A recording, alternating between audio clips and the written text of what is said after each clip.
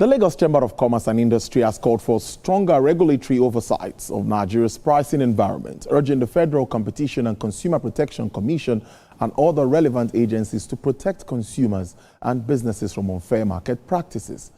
Now, speaking on the state of the economy in Lagos, President of the LCCI, Mr. Leye Kukoluyi, said, while the chamber does not advocate price controls, regulators should ensure that pricing reflects prevailing market realities in line with international best practices. He also bared his mind on other topical issues affecting businesses and the larger economy.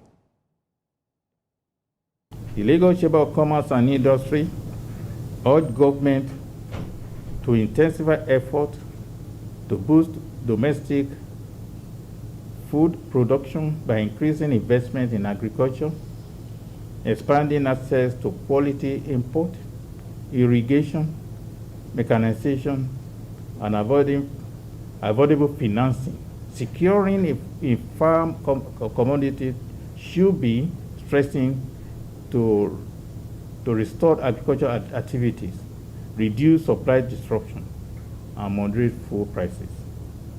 In addition, government should prioritize investment in road, rail network, storage facility, port infrastructure to lower transportation and distribution costs across agricultural value chain.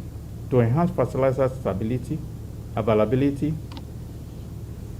incentives should be provided to International Oil Company, IOC, and other investors to expand gas infrastructure and improve gas supply for local fertilizer production while ensuring timely, affordable distribution to farmers.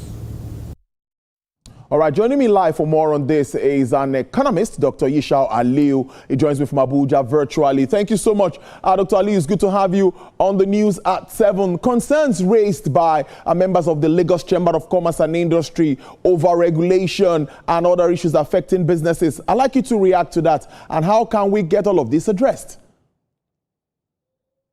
We can get all this addressed if we adhere strictly to the provisions of certain fundamentals attached to regulatory agencies as specified, especially the effort of government is to stabilize prices. The major work of the central bank is to stabilize prices. Then, if that is a target and a macroeconomic target, then definitely emphasis should be given to the regulatory policies that are guiding prices in the market, not only prices.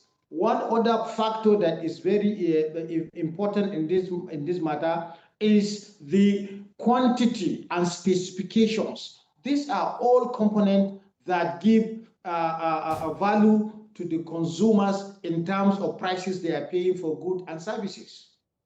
So moving forward, how do you see the tax issue was also raised? That is talking about multiple taxation and all of this, even with the introduction of the new tax laws.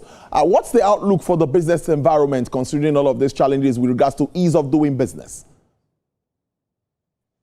The major challenges facing is just for the players to observe certain standard rules. These standard rules has to do with what you are taking to the market and what you are taking out of the market, meaning that the supply and demand aspect of it. Remember that this market, if you have a lot of imperfection, then definitely the concept at which the market is defined is already being mitigated.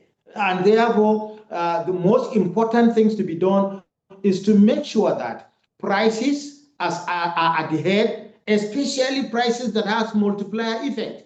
Prices of PMS, prices of AGO, prices of LPG.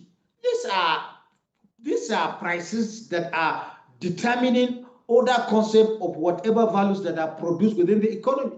So the agencies, especially those related to the prices from the petroleum sector, must stand to their feet to make sure that the value chain is being communicated to the market for the benefit of both buyers and sellers. a good way to live it. Dr. Isha Liu, thank you so much. As always, do have a great weekend. Thank you for your time.